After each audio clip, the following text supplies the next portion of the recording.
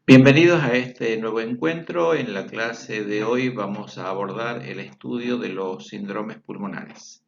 Los síndromes pulmonares son el conjunto de signos y síntomas por los cuales se configura un escenario clínico en la patología del aparato respiratorio que estudiarlos nos va a llevar de una manera ordenada a la identificación de las diferentes o de los diferentes cuadros nosológicos con que presenta el aparato respiratorio enfermo.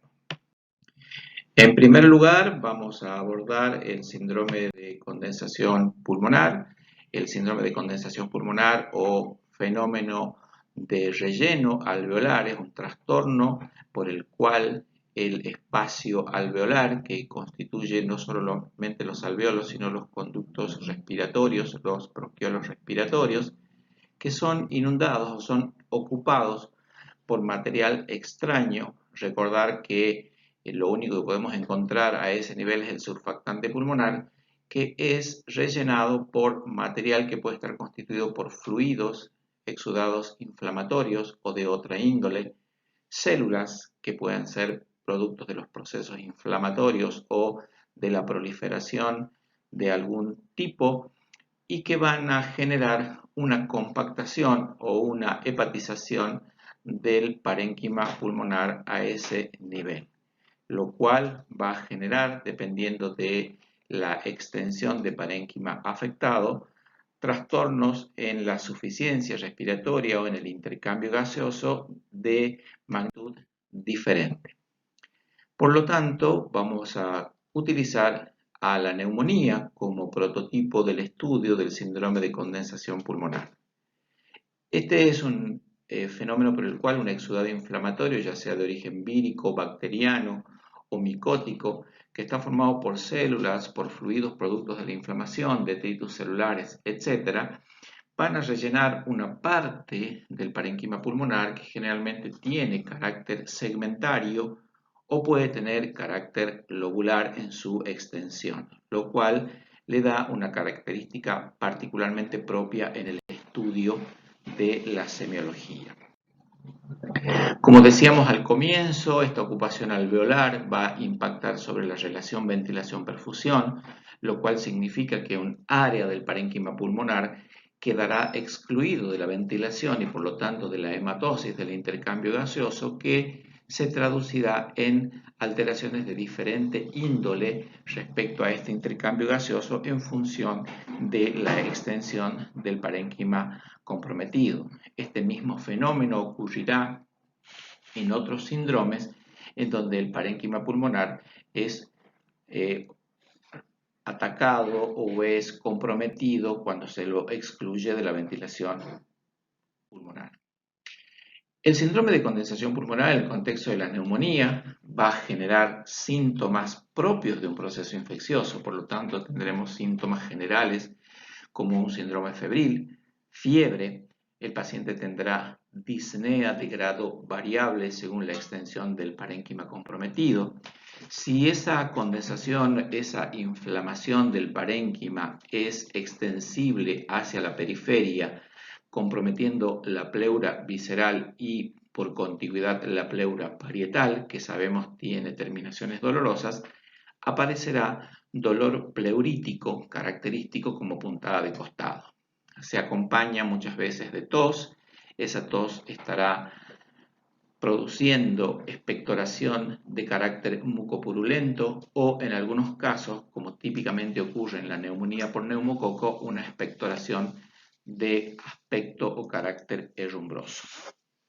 Ahora bien, un paciente en estas condiciones, en las cuales ha habido una ocupación del espacio alveolar, una condensación, una hepatización del parénquima pulmonar, si podemos utilizar este término por analogía, ha perdido el aire, esa interfase aire-tejido ha sido totalmente reemplazada por este nuevo contenido. Ante una circunstancia de esta naturaleza, un paciente se presentará, si está febril, con una fase rubicunda, estará taquipneico, con compromiso del estado general que será variable en función del problema subyacente, que puede estar con astenia, adinamia, etc. Cuando hacemos el estudio directamente del tórax a través de la palpación, vamos a advertir o vamos a poder determinar que en la zona donde ese pulmón ha sido excluido de la ventilación porque está totalmente condensado, como se muestra en la imagen inferior, no ventila y al no ventilar no se expande. Por lo tanto, voy a encontrar una expansión pulmonar reducida a ese nivel. Normalmente, las vibraciones vocales que yo las examino con el dorso de la mano y le pido al paciente que emita la palabra 33, suelen ser percibidas en la pared del tórax de grado variable, pero en general con una reducción o con un nivel de baja percepción en el parenquima pulmonar normal por el hecho de que el aire es un muy mal conductor del sonido. Sin embargo, en los pacientes que tienen una condensación pulmonar, ese tejido compactado actúa como un mejor transmisor del sonido y por lo tanto las vibraciones vocales percibidas con el dorso de la mano van a estar incrementadas, que es una característica de la condensación pulmonar. Asimismo, cuando me dispongo a percutir, este es el acto por el cual yo, utilizando ambas manos, soy capaz de determinar la sonoridad del tejido pulmonar. En condiciones normales, el pulmón tiene una sonoridad que es característicamente propia, derivada precisamente de la presencia del aire pulmonar. Sin embargo, en la matidez pulmonar, que aparece en la condensación, expresa la pérdida de ese aire y por lo tanto este sonido que yo encuentro, que yo determino que es de carácter mate, es propio de la condensación en el área en donde ésta se localiza. Me dispongo a auscultar este paciente, que es el acto por el cual le pido al paciente que respire con la boca entreabierta de manera sincrónica y que habitualmente escucho el sonido respiratorio normal, característico al cual denomino murmullo vesicular, detecto que este murmullo vesicular ha sido abolido. ¿Qué quiere decir que ha sido abolido? Bueno, el área de ventilación ya no está presente porque está todo compactado. Sin embargo, ese ruido bronquial característico de la respiración o del flujo del aire a través de los bronquios es mejor transmitido hacia la pared por ese tejido condensado, lo cual me genera un fenómeno auscultatorio al cual llamamos soplo tubárico o soplo brónquico. En realidad no es más que la respiración bronquial mejor transmitida a la pared del tórax por la condensación que le acontece al pulmón afectado. Cuando le pido en el acto de la auscultación al paciente que tosa en forma voluntaria, no voy a encontrar modificaciones en ningún tipo, excepto cuando concomitantemente pudiera haber secreciones intrabronquiales, que no es algo propio del síndrome de condensación pulmonar.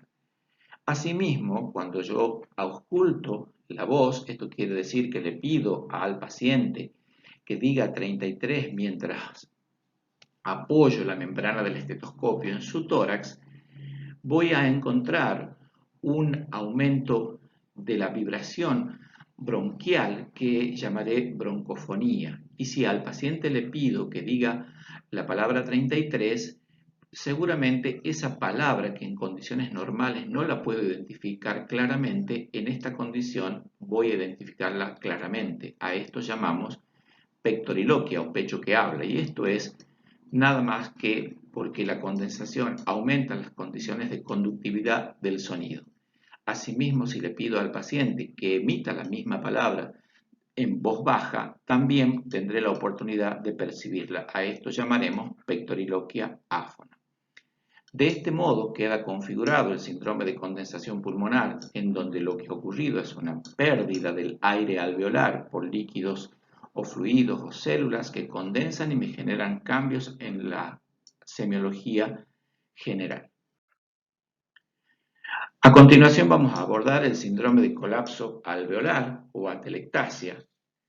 Este síndrome se caracteriza por una pérdida del gas alveolar, ya sea localizado a nivel de un segmento o incluso de un lóbulo o incluso puede comprometer hasta un pulmón.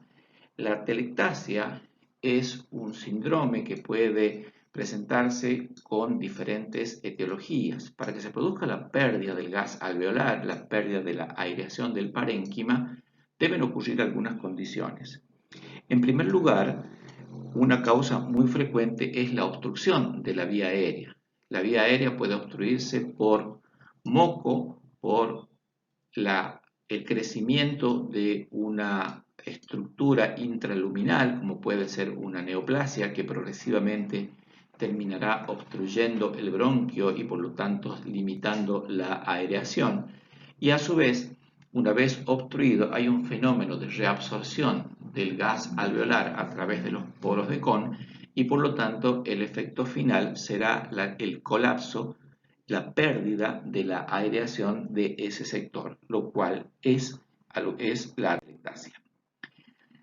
Lo más frecuente en la práctica médica es que la atelectasia ocurra como consecuencia de tapones mucosos. Ustedes pueden ver aquí que hay dos imágenes de tapones mucosos que incluso moldean una bifurcación bronquial. Para que ocurra esto se requieren algunas condiciones predisponentes, como son pacientes en reposo prolongados que han estado sometidos a anestesia general. La anestesia produce alteraciones en el moco bronquial.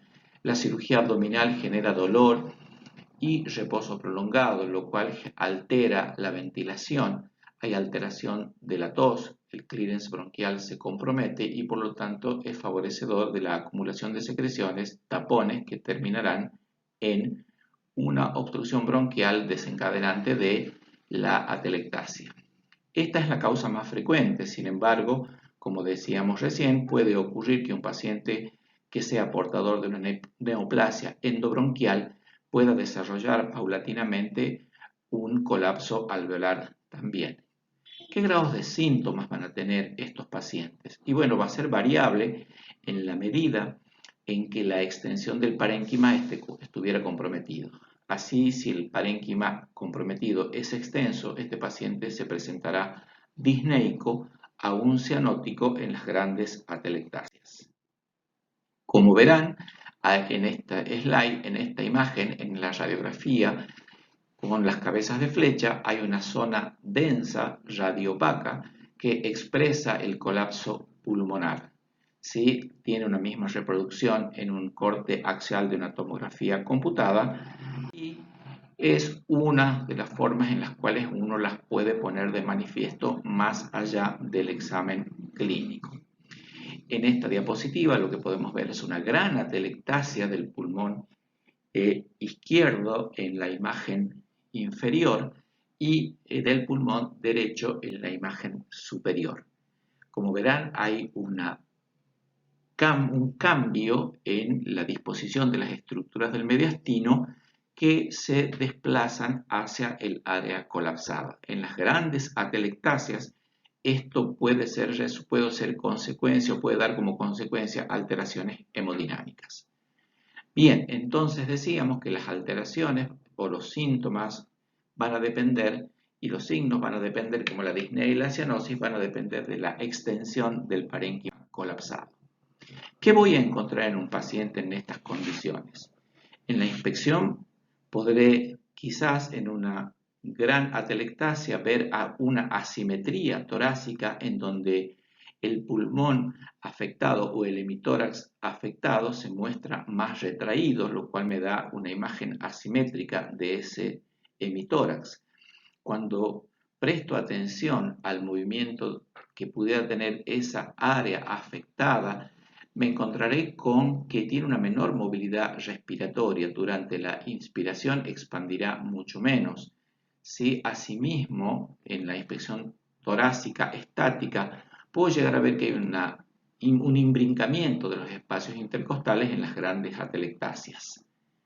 Bien, cuando me dispongo a examinar este enfermo, esa área atelectásica, esa área no aireada, se comportará desde el punto de vista de la percusión de una manera similar a la que ocurre en la condensación, es decir, falta de aire a ese nivel generará un sonido de carácter mate. A veces, cuando la absorción no es total, ese sonido, el carácter mate, no es tan nítido y al cual llamamos su matidez. Cuando hacemos la percusión, siempre percutimos campos pulmonares y percutimos también la columna vertebral, que tiene una sonoridad pulmonar, una sonoridad característica. Esta sonoridad característica, tanto en la atelectasia como en la condensación, se mantienen indemnes, se mantienen intactas, cosa que no ocurre en otro síndrome no pulmonar que ustedes estudiarán, que se llama síndrome pleural. Cuando llevo a cabo la auscultación, durante la respiración, puedo encontrar un silencio respiratorio absoluto en la zona colapsada. Esto significa que no hay ventilación a ese nivel y por ende no encuentro ningún ruido, no encuentro ningún sonido. Sin embargo, a diferencia de lo que ocurre en la condensación pulmonar, tampoco encuentro un ruido adventicio como encontraba en la condensación. La razón es que el bronquio está obstruido y por lo tanto no hay circulación de aire por ese bronquio, no se genera un ruido y por lo tanto no puede aparecer ese mismo ruido adventicio que encontrábamos en la condensación. Por lo tanto, el colapso alveolar o atelectasia genera como característico un silencio respiratorio en el área afectada. Tanto a la voz como a la tos no hay cambios y la voz tampoco detecta ningún tipo de sonido o de ruido a través de la membrana del estetoscopio. Terminado así el síndrome de atelectasia pulmonar, abordamos ahora el síndrome de neumotórax. El síndrome de neumotórax, que puede llegar a ser una verdadera urgencia, lo definimos como la presencia de aire en la cavidad pleural que irrumpe bruscamente, convirtiendo esa cavidad virtual en una cavidad real y que se acompaña de colapso total o parcial de grado variable del parénquima pulmonar. ¿Cuáles son los mecanismos por los cuales puede ocurrir esto? Una lesión a nivel de la pared torácica que permita un gradiente de presión entre el medio ambiente y la cavidad pleural, que es de presión netamente negativa, o la ruptura del parénquima pulmonar, como ocurre en los que llamamos bullas y la irrupción de aire desde el parénquima pulmonar a la cavidad pleural. En uno o en otro caso, el efecto es el mismo, sin embargo, los mecanismos pueden ser diferentes.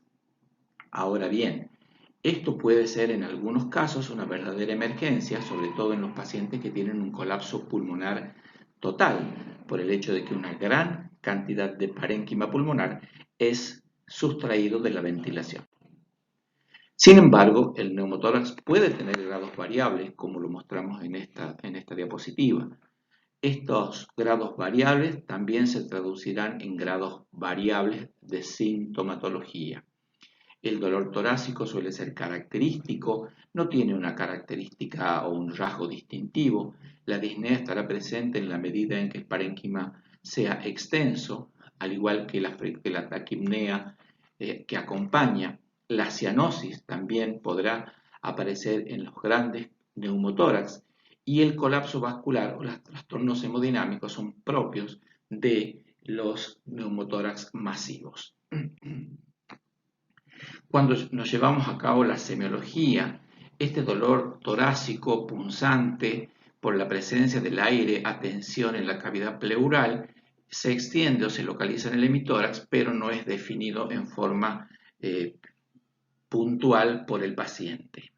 Se suele acompañar de una tos seca y persistente y la disnea de grado variable. En el examen físico, inmediatamente podemos observar el tórax y si ante la presencia de un gran neumotórax vemos que el hemitórax comprometido tiene un tamaño mayor que el contralateral por la acumulación del aire a presión, eso también explica la inmovilidad respiratoria o reducida movilidad que presenta cuando inspeccionamos el aparato respiratorio desde lo estático o desde lo dinámico. Cuando llevamos a cabo el examen, ese pulmón no expande y no tiene posibilidad de expandirse porque está sobreexpandido ese tórax por la acumulación del aire a presión. Cuando llevamos a cabo la percusión, la sonoridad pulmonar característica desaparece para darnos una percusión que nos da un sonido de tipo timpánico por el aire a presión dentro de la cavidad pleural.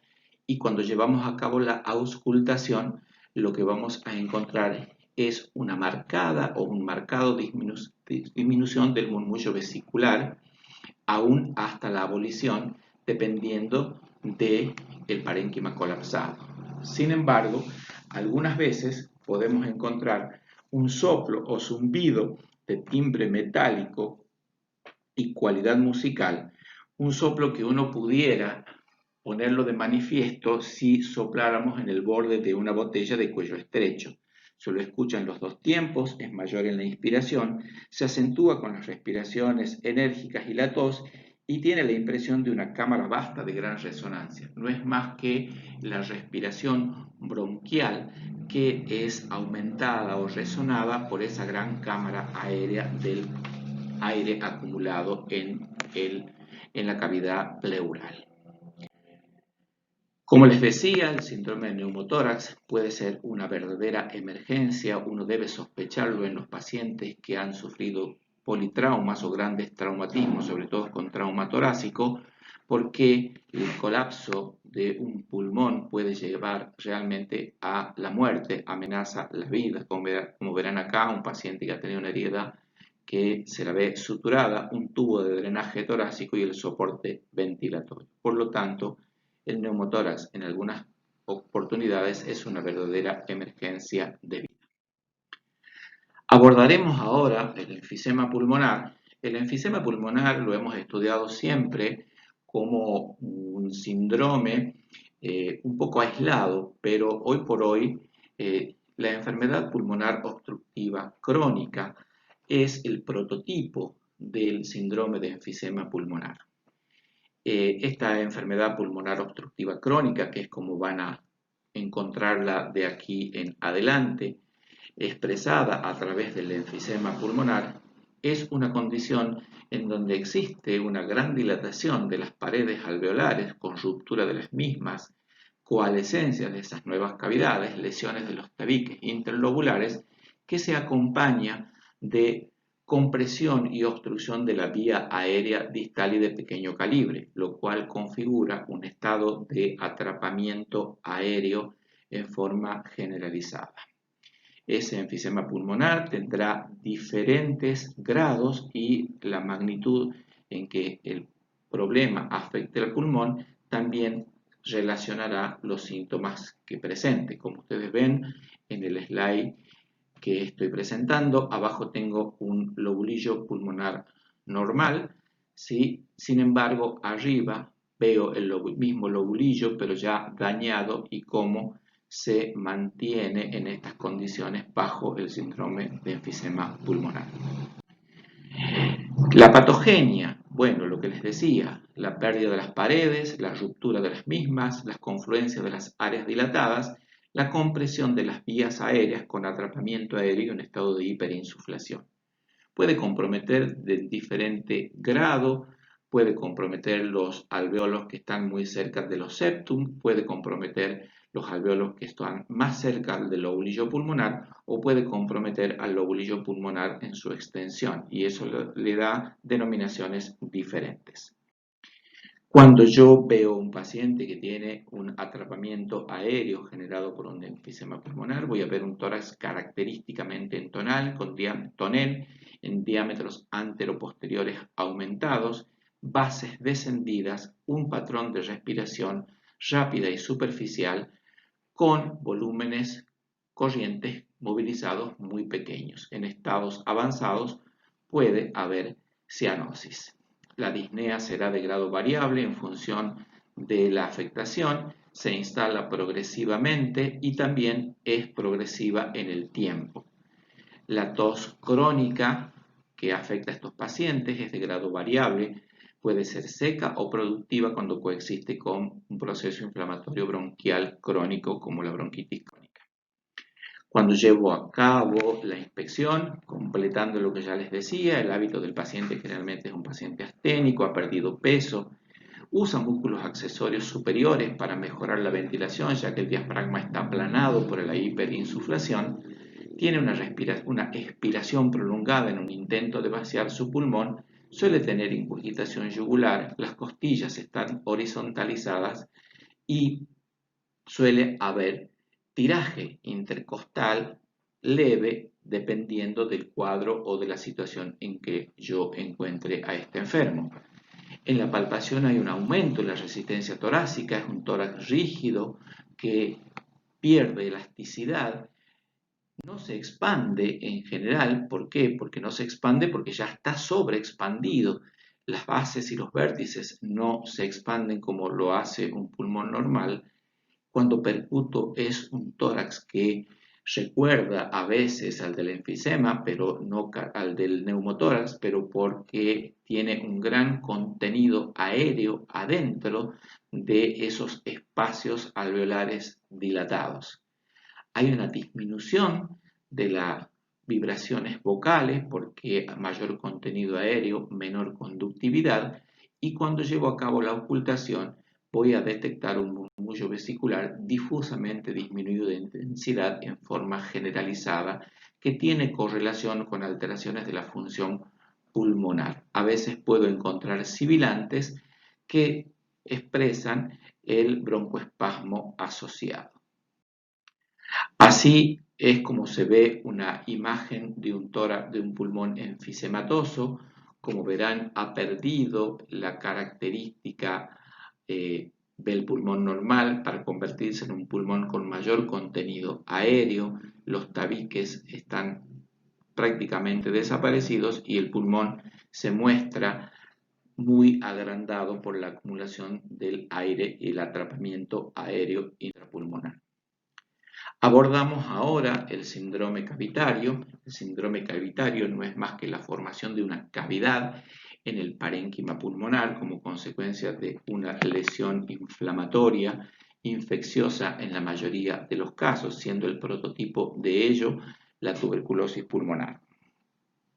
Sin embargo, puede haber otras patologías como las cavidades evacuadas de un quiste hidatídico o de un absceso pulmonar que pueden generar un síndrome cavitario. Si hablamos de un paciente que tiene un síndrome cavitario en el contexto de la tuberculosis, es probable que veamos un enfermo que está deteriorado en su estado general, adelgazado, con tórax raquítico, en fin, propio de una infección crónica como es la tuberculosis pulmonar. En otros casos, como es en los casos de una caverna o de una cavidad resultante de la evacuación de un absceso pulmonar o de un quiste pulmonar, esta condición general probablemente no esté presente.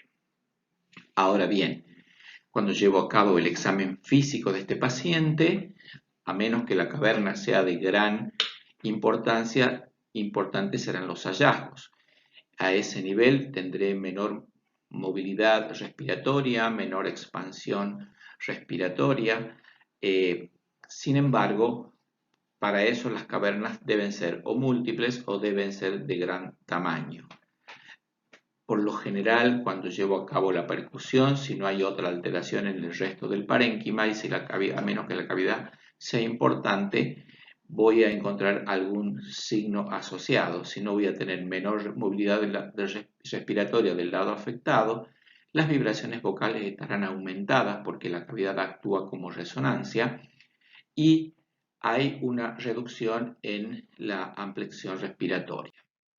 Este síndrome cavitario va a estar localizado en esta cavidad puede estar localizada en diferentes lugares. Normalmente a la cavidad tuberculosa la encontramos en los segmentos superiores y mientras que las de otro origen pueden estar ubicadas en los campos, en los segmentos, en los lóbulos medios o en los lóbulos inferiores. Ahora bien, lo característico de la percusión pulmonar puede ser una sonoridad pulmonar aumentada en la región de la caverna por la misma caverna, puede haber timpanismo en esa región y puede haber una área submate o mate cuando hay áreas de compresión del parénquima ejercidas por la caverna sobre el parénquima contiguo. Cuando yo hago la auscultación, la zona del pulmón afectado puede tener un murmullo vesicular disminuido y voy a encontrar lo que llamamos el soplo cavernoso. El soplo cavernoso, que acá está mal escrito como soplo tubárico, en realidad es un soplo de tono grave, más importante en la expiración. Se lo puede simular poniendo ambas manos y formando un hueco entre ellas y soplando.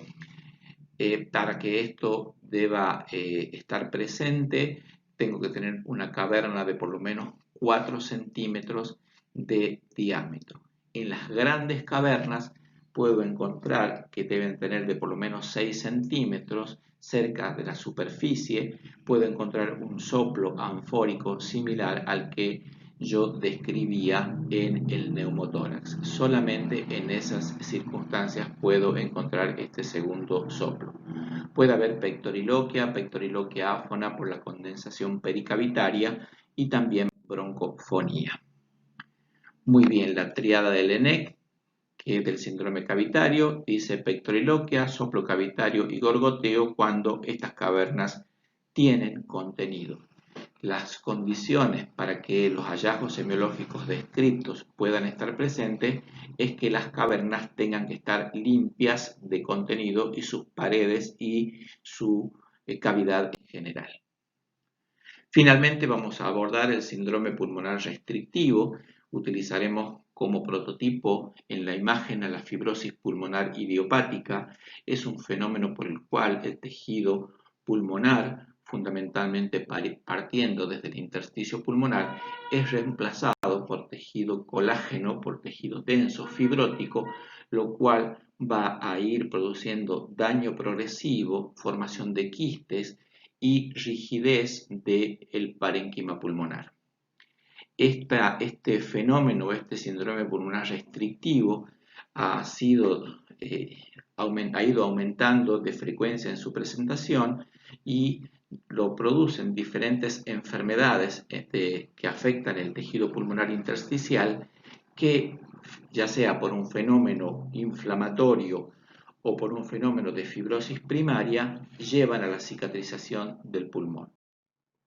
Estos pacientes suelen tener una edad aproximada de 50 a 60 años. La fibrosis pulmonar idiopática es más frecuentemente presente en el hombre, suele haber antecedentes de tabaquismo. Sin embargo, hay otras enfermedades fibróticas que se reparten en igual prevalencia en el hombre o en la mujer, y en otras diferentes a la fibrosis pulmonar idiopática están las enfermedades del tejido conectivo o bien algunas enfermedades relacionadas a exposición laboral. Desde el punto de vista de la clínica, suelen tener una disnea que va apareciendo en forma insidiosa y progresiva, que tarda años en hacerse consciente por el enfermo. Suele haber una tos seca y persistente que es francamente resistente a cualquier tipo de terapéutica. Esto le altera muchísimo la calidad de vida del enfermo. Generalmente son muy refractarias a diferentes tipos de tratamientos. Suele haber un adelgazamiento en las etapas finales como consecuencia de la disnea que le impide alimentarse adecuadamente. En el examen físico suele presentarse un signo que llamamos acropaquía digital. La acropaquía digital o el hipocratismo digital, si bien es cierto, no es una condición o un hallazgo signológico propio de la fibrosis pulmonar, podemos encontrarla en este tipo de enfermos. Esto es la proliferación anormal del tejido óseo y la piel en la parte distal de las extremidades. Da una deformidad globosa en palillos de tambor de la punta de los dedos y un engrosamiento del periósteo. Suele estar relacionado a enfermedades que producen hipoxia, pero hay un fenómeno vascular inducido al desarrollo, al crecimiento del endotelio vascular, capaz de desencadenar fenómenos de colagenización y de hiperostosis a ese nivel. Como les decía, el síndrome restrictivo pulmonar no está siempre acompañado del hipocratismo. El hipocratismo puede aparecer en otras patologías. La inspección del tórax en general es normal o adelgazado.